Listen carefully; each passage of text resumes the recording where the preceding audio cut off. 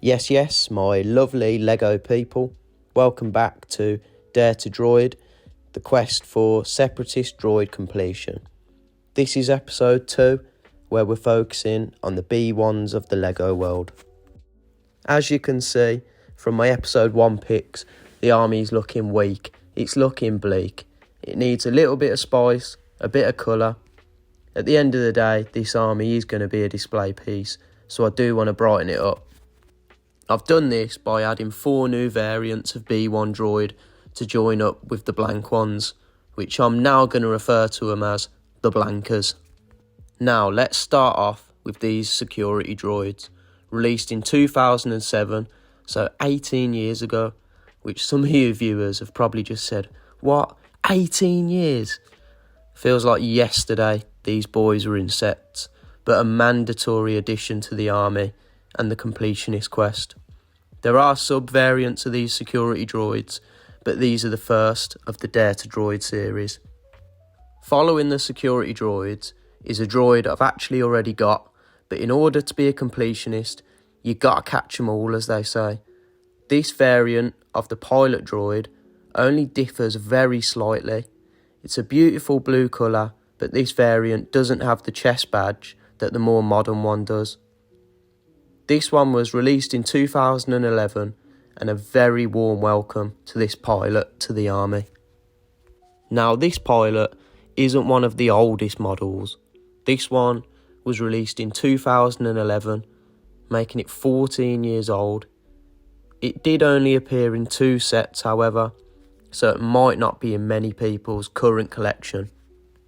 Pilot droids were actually used throughout the Clone Wars quite a lot, and they were on board piloting the Invisible Hand during that famous Battle of Coruscant. Now the third variant, and an exciting one at that, in official terms it's called the Dark Orange Droid with a 1x2 plate, but that's boring. Us fans know this is Lego's more modern version of the Geonosis droid. When I think of battle droids, I think of Geonosis. Episode 2, Clone Wars, it just instantly puts my nostalgia goggles on. Me being in my late 20s, this droid just reminds me of the prequels, which for me is the good old days of Star Wars.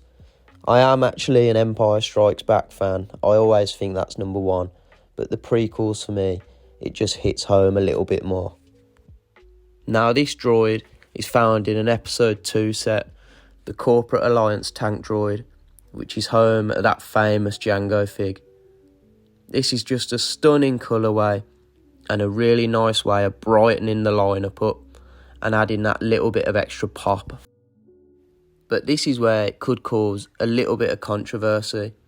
I know many people that would say that this is the best B1 battle droid, but the last variant I've got, it just might change their mind.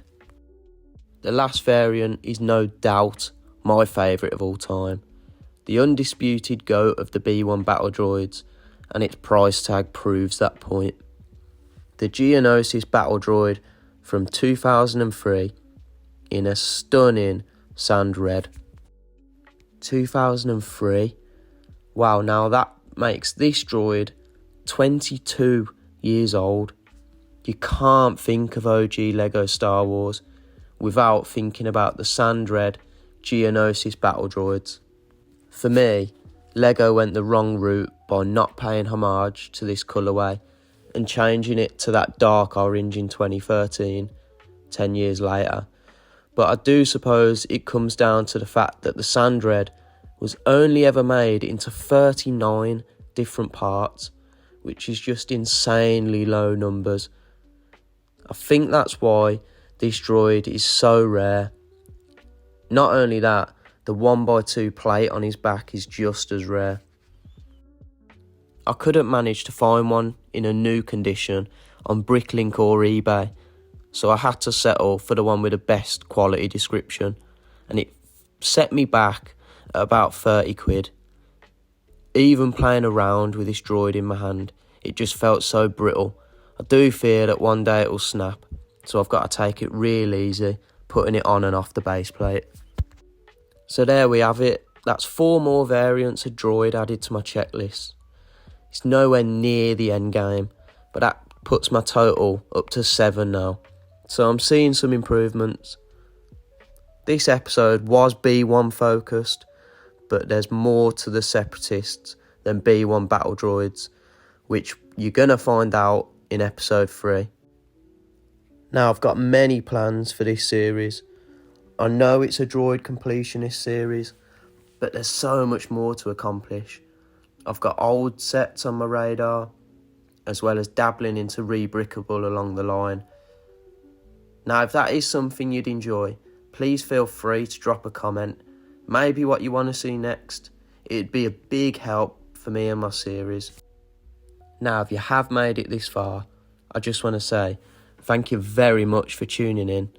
Please drop me a like and a sub if you're enjoying this journey and you want to see more. Thanks for watching, and I'll catch you on the next one. Ta-ra!